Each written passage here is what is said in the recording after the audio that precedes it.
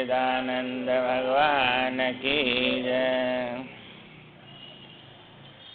ये कल बसुड़ जी महाराज ने बतलाया, ये आत्म तत्व है, ये अनात्म योगी हैं, उनको बड़ा भारी भीषण कठिन है। और जो आत्मवेत्ता हैं उनके लिए अविनाशी सच्चिदानंद घन परमात्मा ही सर्वत्र सब जगह उन्हीं को सुलभ है। इसलिए उसका जो सर्वत्र सम परिपूर्ण शुद्ध चिन्ह रहित सत स्वरूप है, वही शांत परम पद है। ज्ञानी जन उसका जो है इदम मिथ्या रूप से निर्देश नहीं कर सकते। उसको कोई भी जो है अस्तित्व मिटा नहीं सकता है। वो अहम और इदम के रूप में वही दिख रहा है, क्योंकि सत्य तो सत्य ही रहता है, सब देश में, सब काल में, सब वस्तुओं में, और सब देश काल वस्तु से रहते भी है। दोनों प्रकार से उसका ज्ञान होता है। इसलिए वो परम पद है, उसी का चेतन अंश जो स्वभावतः स्पंदनशील प्राण धारण करने वाला जीव कहलाता है। उसका जो चेतन अंश है उसी ने प्राण को धारण कर लिया, प्राण धारणा जीव। तो प्राण उस आत्मा चेतन में आ गया तो जीव बन गया, वो जीव कहलाता है। उत्तन दर्पण रूपी उस चेतन आकाश में ये असंख्य जगत जाल की परंपराएं प्रतीत होती रहती हैं। जैसे दर्पण में प्रतिबिंब दिखते हैं, इसी प्रकार उस चेतन रूपी दर्पण में ये संसार की परंपरा, ये जाल है सब जगत का, ये प्रतिबिंबित हो रहा है, उसके अंदर दिख रहा है सब। जैसे चलना या गतिशील होना वायु का स्वभाव है, उष्णता जो है अग्नि का स्वभाव है, गर्मी,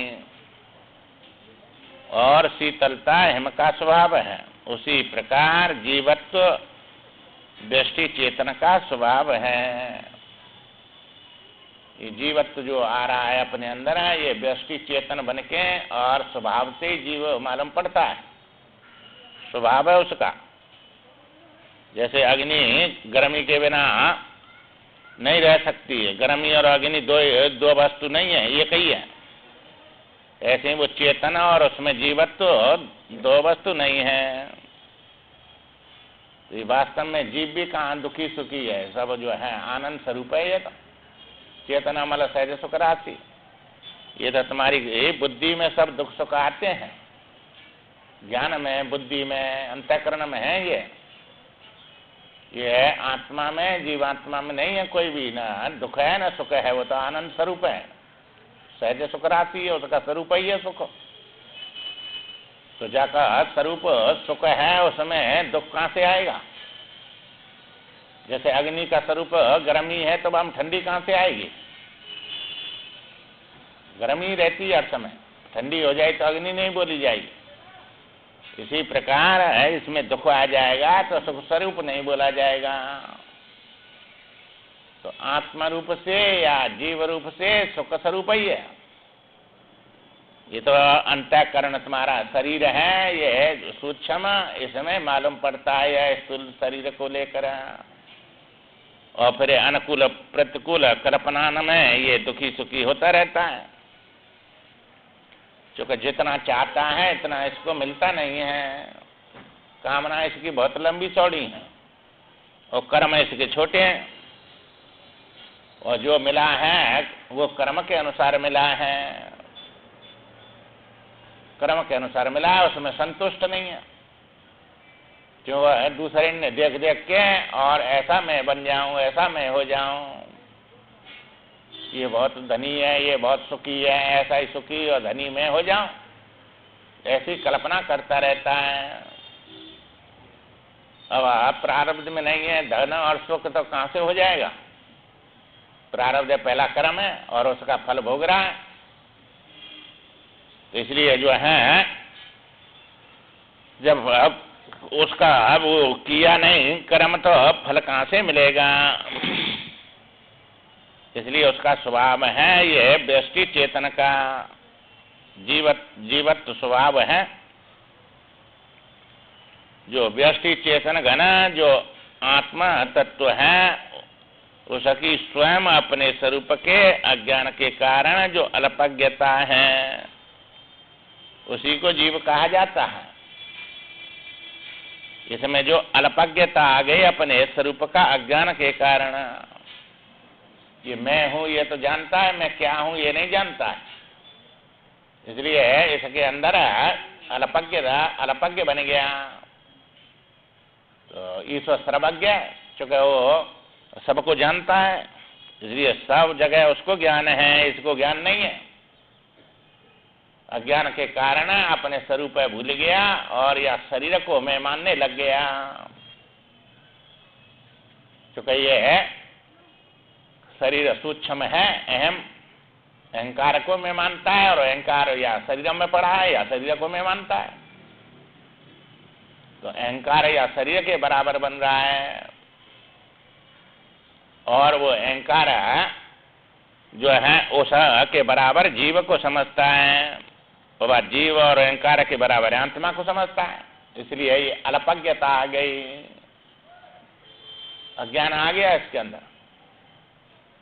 अब ये अज्ञान इसको दुख दे रहा है, रागो लिंग अबोधस्य। तो ये अबोध अज्ञान है, यही राग करा रहा है सब संसार के विषयों में। मैं मेरे में सब में राग हो गया, अब इससे बैराग हो तब तो निकले। अब राग इतना फंस गया है कि इसके बिना मैं रह नहीं सकता हूं, ये सबकी मेरे को जरूरत है। इसलिए जो है और किसी की जरूरत नहीं है आत्मा को, क्योंकि उसमें कमी होती तो किसी की जरूरत होती। और या शरीर को और जीव को और इनको जो है शरीर को लेकर है सबकी जरूरत है मालूम पड़ती है इसमें, क्योंकि भोजन की जरूरत है, या हमें देखने की रूप की जरूरत है, रस की, सब जितने विषय हैं सबकी जरूरत है और इनकी पूर्ति होती नहीं है। इसलिए हर समय दुखी रहता है, चंचल रहता है, इनके लिए दौड़ता भागता है। शरीर सूक्ष्म अहंकार बोला जाता है, ये शरीर सूक्ष्म शरीर है और ये स्थूल शरीर है। ये पंचीकृत से बना है और वो अपंचीकृत है। तो अहंकार है पृथ्वी का तत्व है, इसलिए भूत से बना है। जैसे ये शरीर बना है ऐसे ही वो भी बना है। तो अहंकार ये 5 अंतःकरण बोले जाते हैं, अंदर के कर्ण हैं ये कर्ण है। जैसे आप ये हाथ कर्ण है और कलम कर्ण है तब पत्र लिखते हैं, बुद्धि कर्ण है तो कर्ता बुद्धि है, और ये कर्म जो है ये कलम और ये हाथ कर्म करेगा और कर्ता वो है क्या करना है वो लिखे बताएगी। तो ये मन भी कर्ण में आता है और अंतःकरण और बाह्यकरण इंद्रिय दोनों में आता है ये। इसलिए जो है वो सूक्ष्म शरीर में आता है ये अंतःकरण में। अंतःकरण ये 17 तत्व को सूक्ष्म शरीर कहते हैं। 5 ज्ञान इंद्रिय, 5 कर्म इंद्रिय और 5 प्राण और मन और बुद्धि, ये 17 तत्व हो गए। ये निकल के जाता है यहाँ से, इनके साथ में जीव रहता है। तो ये जीव जो है अपने उनके अनुसार कर्म के अनुसार कहाँ कहाँ भोग भोगने, कहाँ क्या कर्म करना है, किससे संबंध लेना देना चुकाना है, उसके अनुसार ये की गति होगी आगे। ये सब बात आ रही है इसमें। इसको जो है वो अल्पज्ञ जीव कहा जाता है। कोई पुण्यात्मा पुरुष दिव्य देह आदि की भावना करने से शीघ्र ही देवता आदि के शरीर को प्राप्त हो जाता है।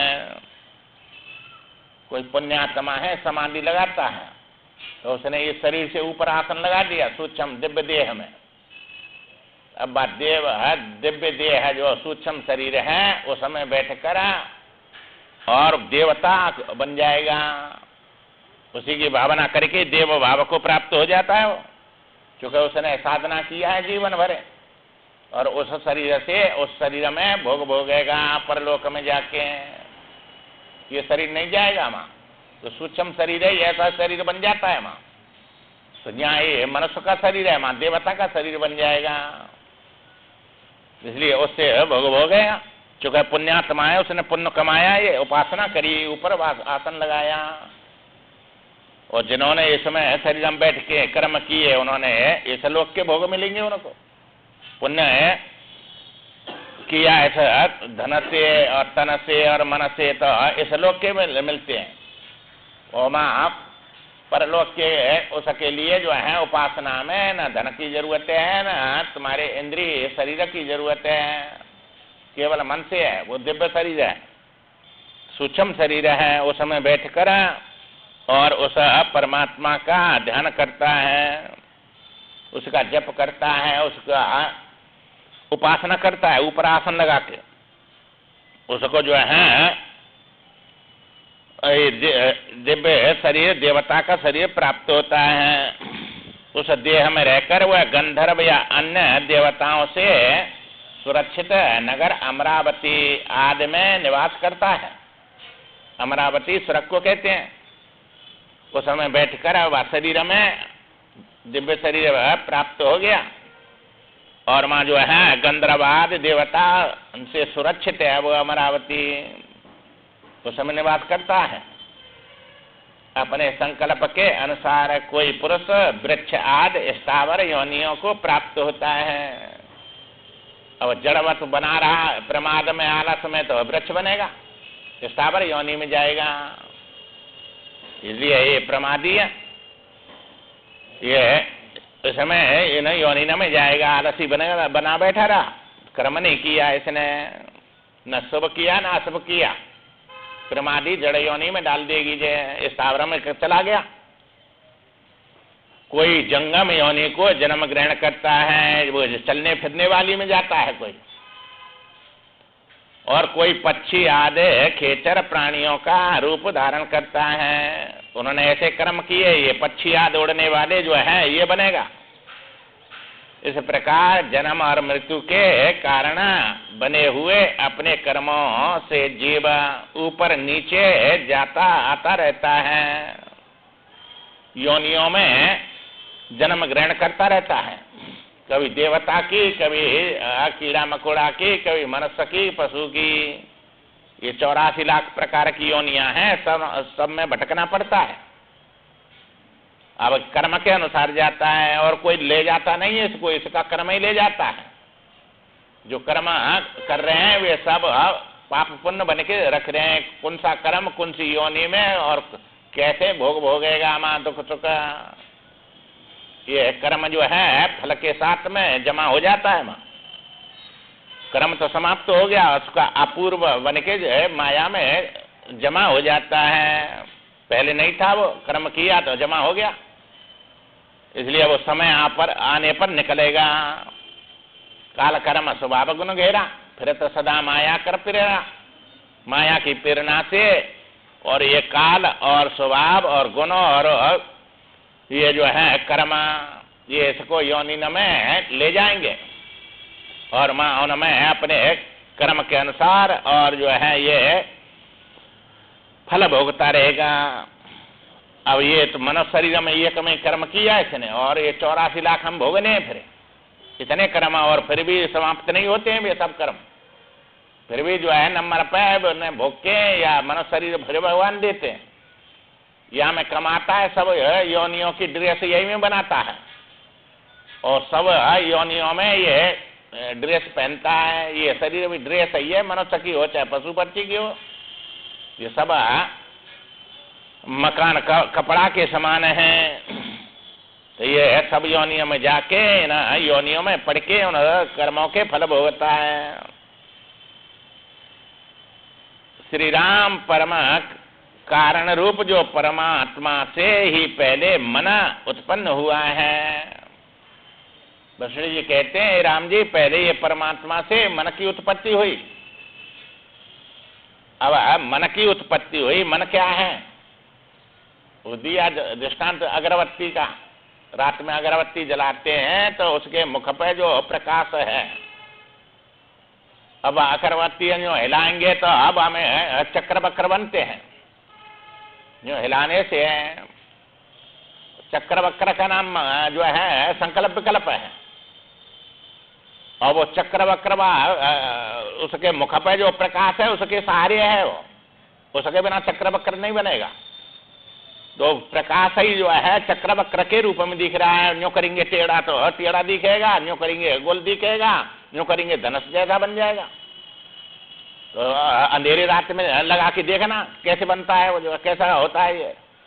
पहले बच्चे जो है वहाँ ठंडियों में तापते और लकड़ी में अग्नि करके घुमाते, बड़े भारी देखते थे, बड़े प्रसन्न होते थे। इसलिए जो है वो चक्र वक्र बोलते हैं, अलाथ कहते हैं उसको जो है। तो वो जो है वह मुख पे हिलने से चक्र वक्र बनने हैं। अब मुख पे प्रकाश नहीं हो उसके पे तो अब वो जो है चक्र वक्र नहीं बनेगा। अब मुख की जगह पे आत्मा है और जो है वो सा चक्र वक्र की जगह पे मन है। तो ये संकल्प विकल्प जो है वह प्रकाश के सहारे हो रहे हैं, प्रकाश के बिना चक्र वक्र बनेंगे नहीं। ऐसे ही बात चेतना के सहारे ये मन जो है चक्र गतिशील संकल्प विकल्प आत्मक मन। संकल्प विकल्प मन नहीं है, संकल्प विकल्प करने वाला मन। तो ये करेगा तो चेतना ही संकल्प विकल्प, जड़ थोड़ी करेगा। तो वही आत्मा फिर जीव बन जाता है। संकल्प विकल्प आत्मा का मन बन गया। मन और जीव और आत्मा तीनों मिल गए ना, तीनों मिलके और जो है ये जीव बन गया। मन के हो, बुद्धि के हो, चित्त के हो, एक ही बात है। ये सब पांचों अंतःकरण एक ही में आ जाते हैं। ये तो क्रिया भेद से अलग अलग नाम है उनके, नहीं अंतःकरण एक ही है। पांच भूतों के सतोगुण से मिले हुए से बना है अंतःकरण, इसी एक में पांचों रहते हैं।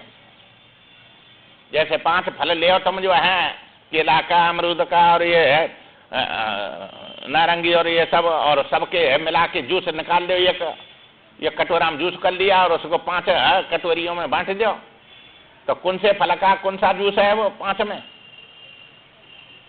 पांचों के पांचों में है। चूंकि वो एक जूस बना दिया उसमें थे पांचों का और 5 कटोरी में बांट दिया, तो पांचों में पांचों रहते हैं वे। ऐसे ही यहाँ है ये। इसलिए यह समय है एक ही, कहीं एक ही मन बोला जाता है अंतःकरण, उसमें पांचों चारों आ जाते हैं। कहीं 2 बोले जाते हैं मन बुद्धि, उसमें पांचों आगे, और कहीं 5 बोले जाते हैं, कहीं 4 ही बोले जाते हैं। क्योंकि ये मिले हुए हैं इसलिए वहां में पांचों ही रहते हैं। सुसुप्ति में तुम्हारा एक को रहेगा और 4 लीन हो जाते हैं, और यहाँ पांचों के पांचों हैं, और स्वप्न में भी पांचों रहते हैं। इनके बिना तो कोई क्रिया होगी नहीं। इसलिए वहां एक रहता है, वहां अनुभव होता है हृदय से, और जहाँ अनुभव भी हो रहा है, स्मरण भी हो रहा है, संकल्प भी हो रहा है, और जो है चिंतन भी हो रहा है, और अहंकार भी है। इसलिए यहाँ पांचों से क्रिया हो रही। तो वो जो है पहले मन उत्पन्न हुआ, जैसे अगरबत्ती से चक्र उत्पन्न हुआ, तो वह चक्र का नाम जो है हिलाने से, स्पंदन से। तो अब चेतन के स्पंदन को मन कहते हैं। अब चेतन स्पंदन वाला बन गया तो जीव बोला जाएगा वो, और मन उसका जो है संकल्प विकल्प बोले जाएंगे। संकल्प विकल्प कर रहा है। अब ये मनन ही उसका स्वरूप है। मनन छोड़ दे, मनन करना तो मन सिद्धि नहीं होगा। मन से ही सब क्रिया हो रही है। ये मनन करता है, संकल्प विकल्प करता है, उनको जो है बुद्धि के पास पहुंचा देता है, और वही मनन करती है तो चित्त बोल जाता है, और वही सबको लेकर अहंकार बन जाता है। मैं ऐसा करूंगा। पहले संकल्प किया भाई ये सत्संग में जाना है कि नहीं, अब बुद्धि के पास पहुंचाएगा, बुद्धि के ही बहुत अच्छी चीज है, चलेंगे वहां। तो निश्चय कर दिया, मोहर लगा दी बुद्धि ने, और बुद्धि जब तक मोहर नहीं लगाई तो वो संकल्प विकल्प करता रहेगा, जाऊं का न जाऊं, जाऊं का न जाऊं, जब तक नहीं जाएगा। और फिर चिंतन कर देगा, भाई अच्छी चीज है, मैं कथा सुनेंगी, शास्त्र की बात है, बड़ा पुण्य होगा, तो ये चित्त जो है चिंतन करेगा तो वो सब करके अहंकार इस शरीर को लेके आ जाएगा। ये सब उसी से क्रिया होती है। तो भोगों से भरा हुआ जो यह विस्तृत जगत तो है वह मन में ही है। बिना मनन किए तो कोई सिद्ध होगा ही नहीं। चिंतन नहीं करो तो कहाँ तुम्हारा कोई चलना हिलना कुछ भी होगा ही नहीं। इसलिए ये संसार जो है मनन स्वरूप भरा, मन से भरा हुआ, मनन से भरा हुआ संसार है। ये मनन ही उसका स्वरूप है। मनन मत करो तो तुम सो जाते हैं। जब मनन नहीं कर रहे, मन नहीं है तो कहाँ है संसार फिर? न मैं न मेरा है। तो ये जब मन आ जाता है तो भाई उसका संसार खड़ा हो जाता है। वह मन भी उस परम कारण रूप परमात्मा में ही स्थित है। जो परम कारण है परमात्मा चेतन, उसी में मन स्थित है। जैसे तुम्हारा वो चक्र वक्र अगरबत्ती के प्रकाश में स्थित है। वो हिल रहा है तो भी जो है उसी में, उसके बिना तो बनेगा ही नहीं। और वो शांत रहे तो वो जो है प्रकाश ज्यों का त्यों है, और हिले तो वो जो है चक्र वक्र बनते हैं। ऐसे ही तुम्हारे स्पंदन हो रहा है, मनन हो रहा है तो मन बन गया संकल्प विकल्प, और मनन करने वाला जो है वो चेतना जीव बोला जाता है। फिर संकल्प विकल्पात्मक मन, तो मन और जीव और ये संकल्प विकल्प सब तीनों मिलके और ये संसार खड़ा हो जाता है। तो वो कारण परमात्मा से अलग नहीं है मन। जैसे वो चक्र वक्र प्रकाश से अलग नहीं है जो अगरबत्ती के मुख पे है। वह भाव और अभाव के झूले में झूलता रहता है। कभी भाव जो है स्वप्न में और जागृत में ये भाव दिखते हैं, और सो गया तो अभाव दिखता है, उस समय झूलता रहता है। जैसे पहले अनुभव में आई हुई सुगंध याद करने पर मनोरथ के द्वारा देखी जाती है। तुम रास्ता में गए हरिद्वार में और एक जगह ऐसी नहीं बदबू आती है और वो यहाँ याद आ जाती है। जो ऐसी बदबू आई वहाँ मुँह बंद करना पड़ता है, कोई फैक्ट्री है ऐसी, और उसमें से इतनी भारी गंध आती है। अब अनुभव किया था तो नहीं उसको देखने लग गए कि भाई बड़ी भारी गंध खराब थी, वो तो जो है सांस लेना भी मुश्किल हो गया। मनोरथ के द्वारा देखी जाती है। अब यहाँ बैठ के देख रहा है उसको, ऐसी बदबू थी। उसी प्रकार यह मन के द्वारा सत्य और असत्य रूप से प्रतीत होने वाली यह सृष्टि देखी जाती है। ये मन के द्वारा सब जो है सत्य और असत्य सब सृष्टि को देखता रहता है, और उससे संस्कार पड़े हैं, ऐसा करने से ऐसा होता है। वे संस्कार उसको कर्म में लगाते रहते हैं, और कर्म जो है सुख और दुख देते हैं, और वे सुख दुख के संस्कार फिर पड़ जाते हैं। तो इस चक्कर छूटता नहीं है। फिर कर्म करो, भोग के संस्कार डालो, और वे फिर द्वेष कराएंगे या राग कराएंगे, तो राग द्वेष के कारण और इसमें जो है कर्म में लग जाता है। अविद्या, कामना और कर्म और जन्म मरण, ये सब अविद्या से उत्पन्न होते हैं। तो अविद्या है और उससे कामना होती है, ये चीज चाहिए हमको, ऐसा करने से हमको बड़ा सुख मिलेगा, तो वो कर्म कराएगी। फिर अविद्या कामना कर दी उसने, और कामना करके और कर्म करेगा फिर उसको प्राप्त करने के लिए, और फिर उससे फल मिलेंगे जन्म और मृत्यु। भोगने के लिए जाना पड़ेगा।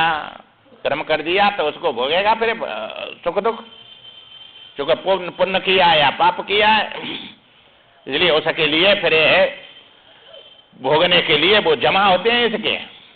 अब यहाँ भोग के सुख दुख पाता है और संस्कार जमा कर देता है आगे के लिए, इसलिए वे उनके फल जमा हो जाते हैं। परमात्मा का यथार्थ ज्ञान हो जाने पर ब्रह्म जीव मन माया कर्ता कर्म और जगत की प्रतीतियों का कोई भेद नहीं रह जाता। ये जो है उससे अलग मन नहीं, मन से अलग माया नहीं, माया से अलग कर्ता नहीं और कर्म नहीं, और जगत की प्रतीतियां जो हो रही हैं ये उससे अलग नहीं है। फिर सब वही हुआ है, वही सब रूपों में दिखने लग जाता है। इसलिए अब जैसे सोना का ज्ञान हो गया तो सब आभूषणों में वही दिख रहा है, सोने का ज्ञान नहीं है तो अलग अलग दिख रहे हैं सब। इसलिए जो है अलग अलग उसके नाम कल्पना है, और सोने में नाम रूप में आगे भी, और वो सोना एक तत्व और आभूषण अनेक बन गए। इसी प्रकार ये कर्ता माया कर्म ये सब अनेक बन रहे उसी में, और उसी में से बने हैं ये सब। चूंकि वो सब रूपों में उसको विज्ञान कहते हैं। वो विज्ञान जो है सब रूपों में बना हुआ है। विज्ञान कौन सी वस्तु किससे बनी है, तो ये सब अभिन्न निमित्त उपादान कारण वही है, तो उसी से सब कुछ बना है और उसी ने बनाया है। इसलिए जब उसका ज्ञान हो गया तो वो तत्व रह जाता है, एक कारण रह जाता है, कार्य उसमें जो है लीन हो जाते हैं। तो लीन होने का मतलब ये दिखते नहीं, ऐसा नहीं है, चूंकि सबका स्वरूप वही रहता है। फिर सोना देखता है तो आभूषण देखते हुए भी उसमें आभूषण नहीं है, कल्पना है वो। तो सब द्वैतों के एकमात्र आश्रय परमात्मा ही है, वे स्थित है सब में सत्ता रूप से। तो जितना भी द्वैत दिख रहा है सबका आश्रय वही है। जैसे सर्प का आश्रय रस्सी है, आभूषण का आश्रय जो है वो सोना है। ये कहीं सोने का दृष्टांत देते हैं, कहीं रस्सी का देते हैं। जब आत्मा को तत्व बताएंगे तो रस्सी का दृष्टांत देंगे, रस्सी सर्प का दृष्टांत दिया जाएगा। और जब परमात्मा को बतलाएंगे संसार के रूप में तो परमात्मा जो है ये सोने का आभूषण का दिया जाएगा। क्योंकि आभूषण के साथ में सोना रहता है, परंतु रस्सी जो है सर्प के साथ में नहीं रहती है, और रस्सी से और सर्प से व्यवहार नहीं होता है, सोने से आभूषण से व्यवहार होता है। इसलिए ये व्यवहार हो रहा है, ये ब्रह्म से, ईश्वर से, जीव से, जगत से, सबसे हो रहा है, इसके साथ में है। इसलिए ये सब जितना बना है वो इनका आश्रय वो है, और आश्रित ये है। तो वही सब रूपों में बना है तो आश्रित हो गया और वो आश्रय हो गया। परंतु आत्मा के आश्रय कोई नहीं, आत्मा किसी के आश्रय नहीं। जैसे है रस्सी के आश्रय कहाँ है, वो जो है सर्प। सर्प होता तो आश्रय होता, सर्प तो कल्पना तुम्हारी मिथ्या भ्रांति है, भ्रांति से दिख रहा है। तो वहां दो वस्तु नहीं है सर्प और रस्सी, पर यहाँ दो वस्तु है, सोना और आभूषण, दो वस्तु है यहाँ। तो इनसे व्यवहार होता है, इनसे व्यवहार नहीं होता है। जैसे नीलिमा से और आकाश से व्यवहार नहीं होता है, ये प्रतिभाषिक बोले जाते हैं। ऐसे आत्मा में ये प्रतिभाषिक है जीव, और परमात्मा में अंश है, ये प्रतिभाषिक नहीं है वहां। तो यहाँ जैसे तुम्हारा दर्पण में अंश है, वो मुख ऐसे जो है ये अंश और अंशी बन जाते हैं यहाँ व्यवहार में। ये जीव और ईश्वर तो ये व्यवहार करते हैं सब, और आत्मा अव्यवहार्य है, वो किसी भी अवस्था में व्यवहार नहीं होता, और उसके बिना कोई व्यवहार होगा नहीं, और वो कोई व्यवहार करता नहीं। जैसे रस्सी के बिना सर्प बनेगा नहीं, और रस्सी सर्प है नहीं, न रस्सी में सर्प है न सर्प में रस्सी है। ऐसी ना जीव में आत्मा है, ना आत्मा में जीव है। यहाँ जीव और परमात्मा में जीव है, और जीव में परमात्मा है। इस जगह पे ये दोनों सत्य हैं, जीव और ईश्वर दोनों सत्य हैं, व्यवहारिक हैं ये। और परमार्थ में आत्मा ही सत्य है, दूसरा तो वहां है नहीं, अद्वैत है वो। ये अद्वैत बाद है और वो अद्वैत तत्व है। इसलिए कौन सी वस्तु को कहाँ क्या बोल रहे हैं ये समझना योग्यता के अनुसार होता है। इसलिए जो है उस परमात्मा में ही स्थित है, जिसके विस्तार का कहीं आर पार नहीं है। कहाँ से उत्पन्न हुआ, कहाँ समाप्त होता है, आदि अंत नहीं है। अब परमात्मा को ढूंढने जाए तो कहीं से उत्पन्न हुआ और कहाँ नष्ट होता है, ये मिलेगा नहीं तुमको, आर पार नहीं हो सका। कहीं भी जो है आर पार से रहते हैं, माने आदि अंत से रहते हैं। पर इसकी जो है आत्मा में अंत आ जाता है, ये अनादि और शांत बोले जाते हैं। आदि न होने पर भी शांत होते हैं ये सब। जीव है, जगत है, ईश्वर है, माया है, ब्रह्म है, सब अनादि शांत बोले जाते हैं। चूंकि अध्यारोप किया है माँ, आदि थोड़ी हुई है, उनकी आदि करनी पड़ी है उसको। जैसे सर्प की आदि नहीं हुई उसमें जो है रस्सी में, और ना उसका जो है भ्रांति से दिख रहा है। और यह सोने की तो आभूषण की आदि हुई है, चूंकि उसको गला के बनाया है, ये उसका जन्म हो गया अंगूठी का, और उसको गला के मिटा दिया तो मृत्यु हो गई। तो ये सोने में जो है आभूषण की आदि अंत दिखता है। इसी प्रकार उस परमात्मा में या संसार का आदि अंत दिखता है। आदि हो रही, अंत हो रही, अगमा पाइनो अनित्यम, ये आने जाने वाले हैं, अनित्य हैं। दुखालय शाश्वतम, दुख देने वाले हैं सब। क्योंकि आनंद स्वरूप जो है वो परमात्मा है, उसका ज्ञान न होने से उल्टा दिख रहा है ये सब। क्योंकि है वो सत न दिख कर असत दिखता है, चेतन न देख कर जड़ देखता है, आनंद न देख कर दुख देखता है। तो ये दुख और आनंद और असत ये सब जो है उसके विपरीत अज्ञान से दिख रहे हैं उसमें। चूंकि ये असत है, जैसे आभूषण असत है, वो गलेगा और बना है, उत्पत्ति विनाश वाला है। पर सोना ना गलता है, ना बनता है, ना जो है सोना नष्ट होता है। इसलिए सब आदि अंतवादे हैं। आर पार उसका जो है संबित स्वरूप जल के असीम प्रसारों से चिन्मय एकार वर्ण रूप यह आत्मा स्वयं विस्तार को प्राप्त होता है। ये संसार रूपी जो जल है, इसको इसलिए तो भव सागर बोला जाता है। सागर है ये, भव सागर में जल रहता है। अब इसमें ये संबित रूपी जल के असीमा, इसकी सीमा नहीं है कहीं, कहाँ इसको नापेंगे कितना बड़ा है, इसलिए असीम है। प्रसारों से चिन्मय एकाकरण रूप यह आत्मा स्वयं विस्तार को प्राप्त होता है।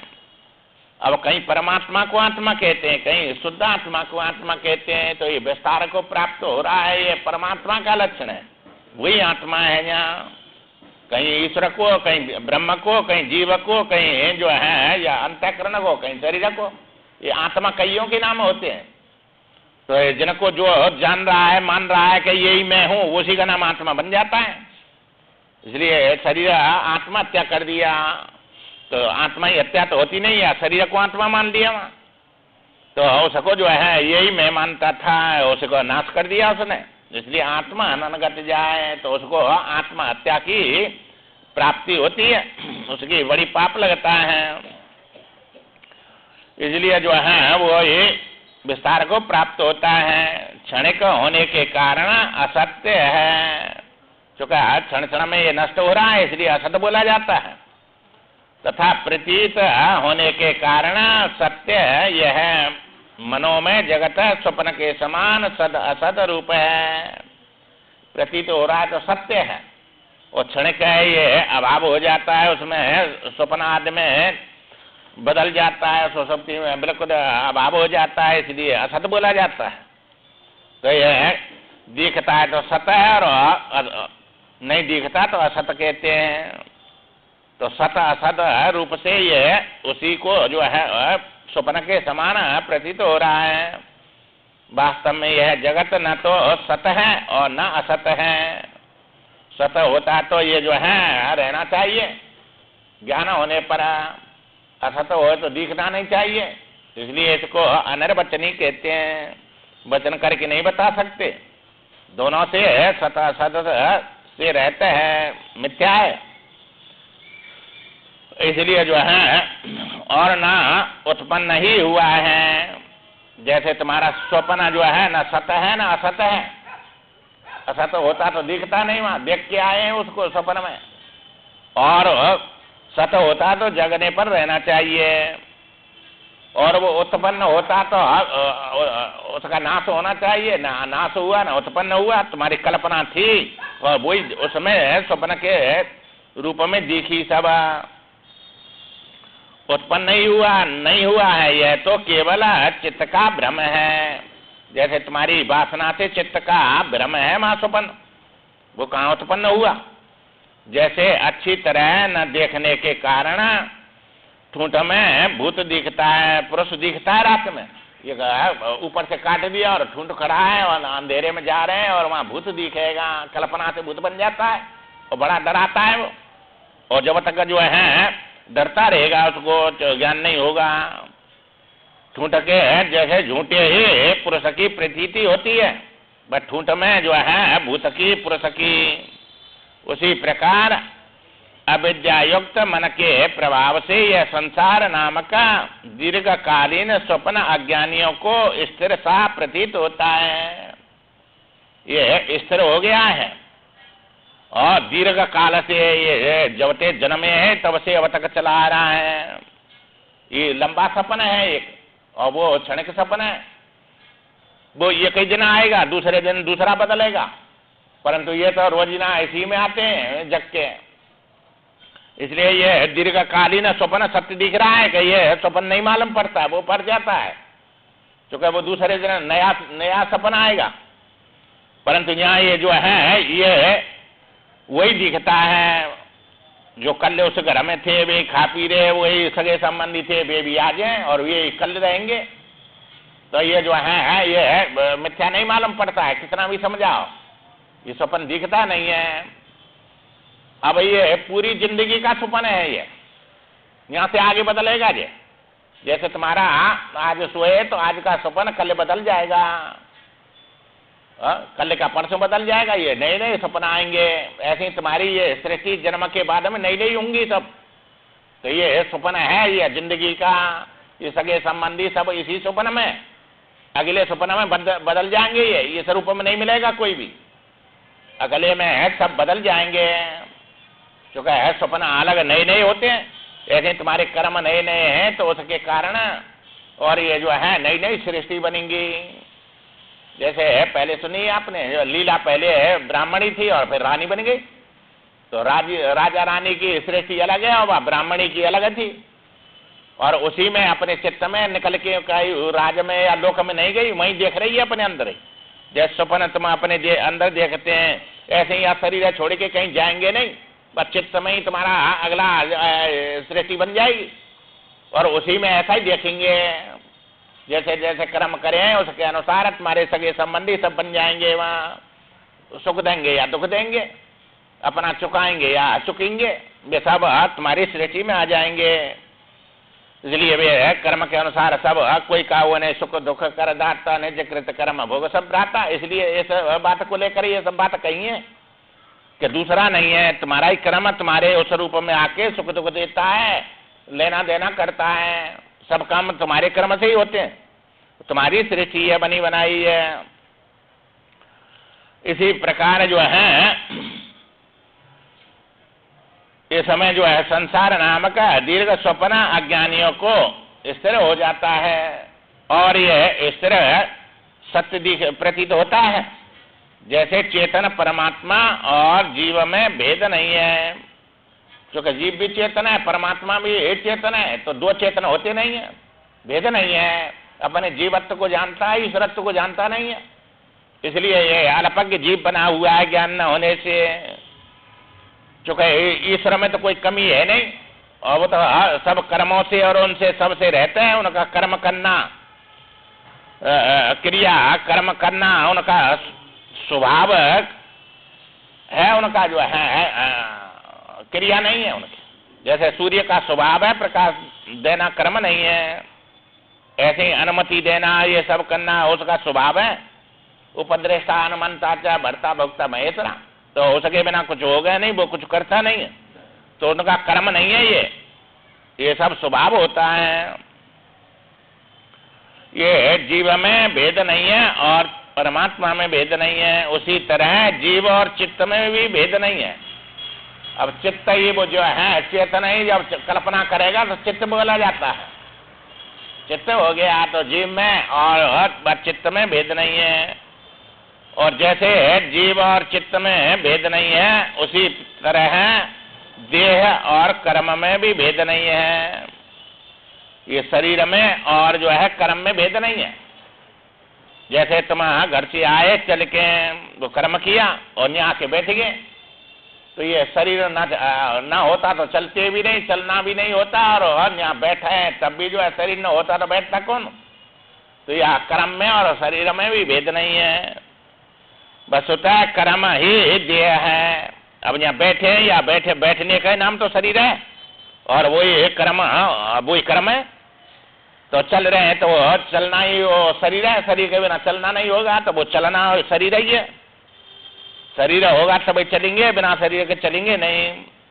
क्योंकि ये क्रिया और द्रव्य जो है ये तमोगुण अंश से पैदा होती है। ये 3 गुण हैं, 3 गुणों में जो है तुम्हारे तामस अंश से द्रव्य और क्रिया उत्पन्न होती है।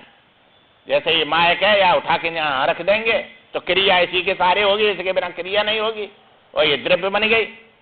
द्रव्य को ही उठा के धरेंगे, ये फूल को उठा के यहाँ से यहाँ रख दिया तो ये द्रव्य से क्रिया हो रही है, ये तामस अंश है। और सात्विक अंश में तुम्हारी ज्ञान और चेतना उत्पन्न होती है सतोगुण से, तो तुम्हारे अंदर ज्ञान बुद्धि है और चेतना है उसमें, तो ये सतोगुण से उत्पन्न हो गई। अब यह ज्ञान और चेतना से और द्रव्य को लेकर क्रिया करेंगे, ये शरीर द्रव्य बन गया और इसमें क्रिया होगी सब। और चेतना है तुम्हारे पास और ज्ञान है, तो ये गुणों से हो रहा है, और चेतना और ज्ञान के साथ भी रजोगुण है, और द्रव्य और क्रिया के साथ भी रजोगुण है। इसलिए रजोगुण हमें दोष नहीं है, ये 2 ही गुण और दोष बोले जाते हैं। तमोगुण के साथ हो गए तो दोष बोले जाएंगे, सतुगुण से जुड़ गए तो गुण बोले जाएंगे। तो जड़ चेतन गुण दोष में विश्व की न करता। तो ये 4 वस्तु से बना है ये संसार है सब, ये 4 रहते हैं सब में, जड़ भी है, चेतन भी है, गुण भी है, दोष भी है। कोई भी 4 के बिना कोई रहता ही नहीं है, सब में 4 वस्तु पाएंगी। जहाँ अंतःकरण है वहाँ चेतन दिखता है, और इसमें भी चेतन है, पर यहाँ अंतःकरण न होने से दिखता नहीं है इसमें। इसलिए इसमें द्रव्य और क्रिया ही है बस, यहाँ चेतना और ज्ञान नहीं है, अंतःकरण नहीं है, सतुगुण नहीं है, तमोगुण है। और जहाँ सतुगुण है वहाँ ज्ञान और क्रिया चेतना आ जाती है, वो जीव बोला जाता है। इसलिए जो है इनमें कोई भेद नहीं है। अब ये भेद नहीं है, ये कर्म होते हैं, देह ही चित्त ही अहंकार है, विशिष्ट जीव है। बस चित्त को लेकर चिंतन कर रहे हैं, और वो अहंकार को लेकर चिंतन हो रहा है चित्त से, और ये सब मिले हुए हैं, और इसी को जो है विशिष्ट जीव बोला जाता है। ये 5 अंतःकरण को लेकर, और वो जो है अहंकार जीव बोला जाता है। इसमें सब मिल गए सब, वह जीव ही चेतना परमात्मा है, वो जीव से अलग नहीं है, परमात्मा वही है, और ये सब उसी से बने। तथा वह परमात्मा सर्व रूप एवं कल्याणमय है, उस सब रूपों में वही है परमात्मा, और कल्याण में है, उसमें कोई दुख नहीं है, मृत्यु नहीं है, जन्म नहीं है, और किसी प्रकार का कोई उसमें दोष नहीं है। यह शास्त्र का सार सिद्धांत एक पद में ही कह दिया गया। ये सब जो है सब शास्त्र का सार सिद्धांत बता दिया है, बसड़ी कहते हैं राम जी। इसलिए इसको समझने के लिए ये मनुष्य शरीर बड़ी करुणा करके भगवान ने दिया है। पायो है मानस देह अवसर बने हुए हैं, ऐसा देह बार बार कहो कहाँ पाइए। ये तो इसी के लिए मनुष्य शरीर दिया है भगवान ने, ऐसा शरीर फिर नहीं मिलेगा।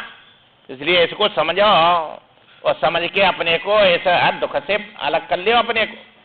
तो इसके अनेक साधन बतलाए निकलने के।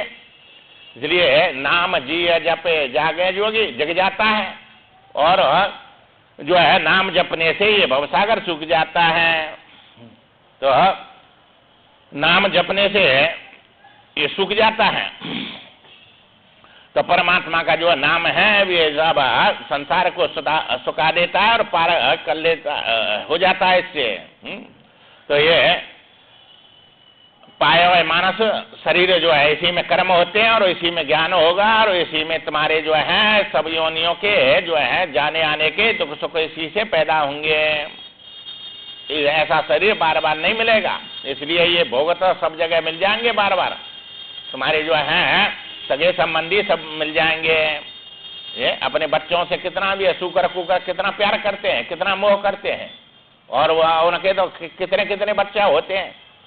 तुम्हारे एक बच्चा होगा, उनके 6-6, 7-7 बच्चा एक साथ में होते हैं। सबको दूध पिलाने में कितना आनंद आता है उनको।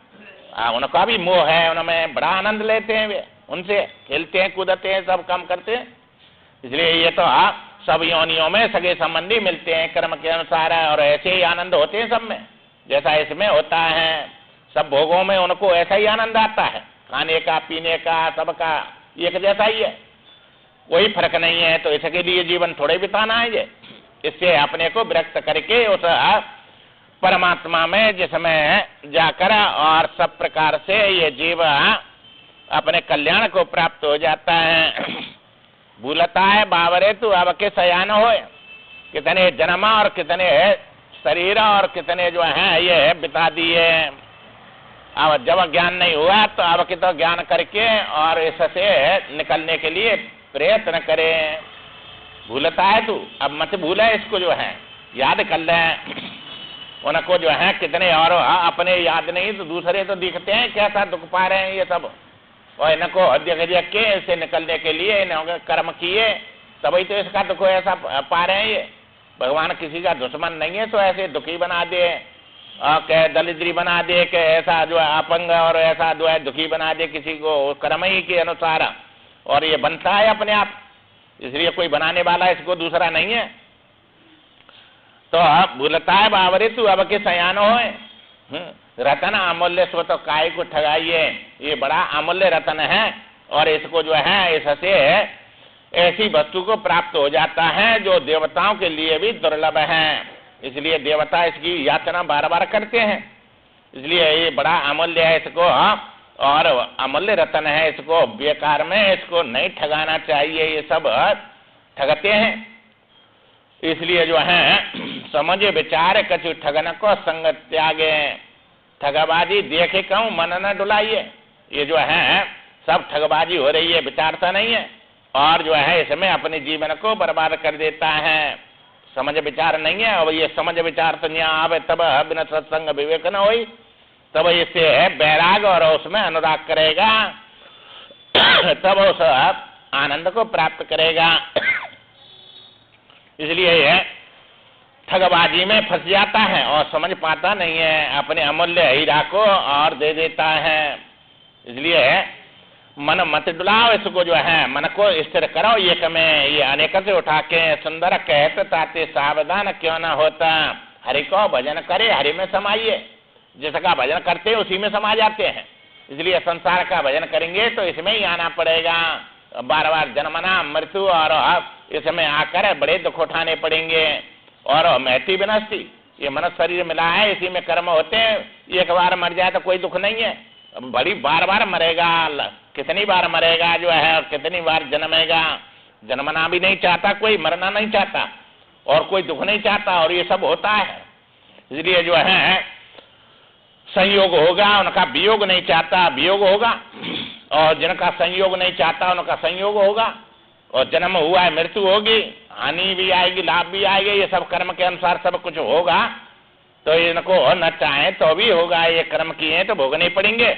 इसलिए इसके लिए अपने ऐसा जन्म को मत बर्बाद करो, हरि को भजन करे, हरि में समाइए, तो जिसका भजन करते हैं उसी में समा जाता है। और हरि जो है सबको हरण करने वाला आनंद स्वरूप है, न माँ काल है, न दुख है, न माँ कोई जड़ता है, अज्ञान है। जहाँ जड़ता नहीं, अज्ञान नहीं, काल है, मृत्यु नहीं, वही तो आनंद है।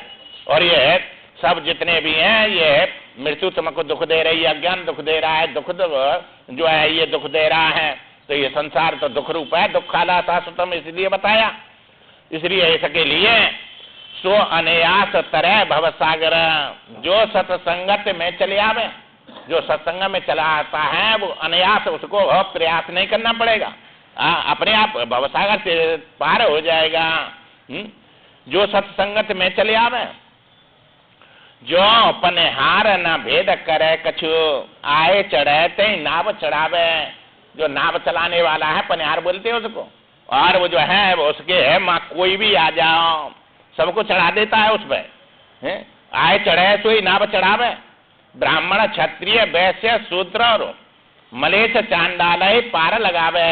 मैं ये नहीं कि ब्राह्मण ही जाएंगे, हम चांडाल आ जाए, शूद्र आ जाए, क्षत्रिय आ जाए, ब्राह्मण आ जाए, सबको चढ़ा लेता है और सबको पार कर देता है। ऐसा ही ये सत्संग है, या हम कोई भी आके बैठ जाओ बस पार होगा ही होगा, कोई प्रयासन नहीं करना पड़ेगा। तो ये बड़े भाग्य पाइए सत्संग, बिना ही प्रयास हो भंगा।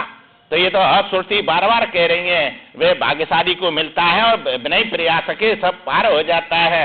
इसी प्रकार यहाँ जो सत्संग में चले आते हैं वे जो है जैसे नाव से वे पार हो जाते हैं, ये ऐसे ही सत्संग अपने आप पार कर देता है। क्योंकि जो सुन रहे हैं इनको मिटा नहीं सकते और रोक नहीं सकते, सब कान में है कि हृदय में छप रहा है ये सब।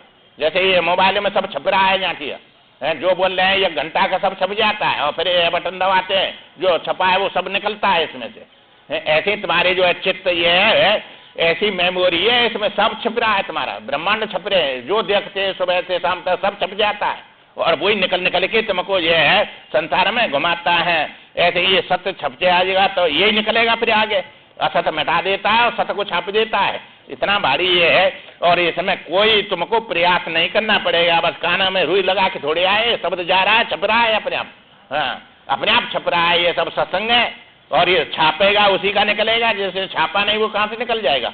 इसलिए जो है कोई भी हो सब ये जो है इसमें पार हो जाता है। सुंदर देर नहीं कछु लागत, यह नर देह अभय पद पावे। ये नर देह ऐसा मिला है अभय पद की प्राप्ति कर देगा और कोई भी इसमें देर नहीं लगेगी। जो है ये सुनदेवत और सुनते ही उस परम ब्रह्म परमात्मा जो काल का काल है उस अभय पद को प्राप्त हो जाता है। ये मन शरीर में ये है, इसमें कोई देर नहीं लगती है और जो है उसमें जीवन में छापा तो वो ही आगे जाके सबको मिटा के और या सत्य में ही स्थापित कर देगा।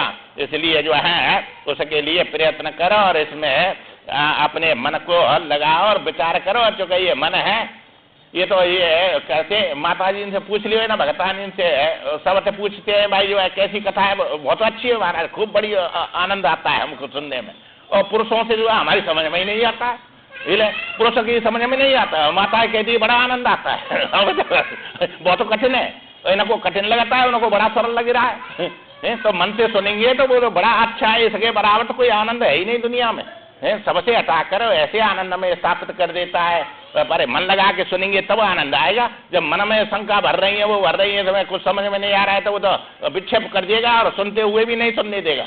इसलिए जो है ये सुनते रहो भाई, मन लगा के इसमें जो है और कुछ नहीं करना है और ये तुमको बस ला के शरीर बैठा देना है और ये सब संस्कार तुम्हारे शास्त्र के तुम्हारे चित्त में भर रहे हैं, सब ये ज्ञान भर जाएगा और ज्ञान के समान कोई संपत्ति है नहीं और वही कल्याण करेगा। इसलिए आगे विचार श्रीमन नारायण नारायण।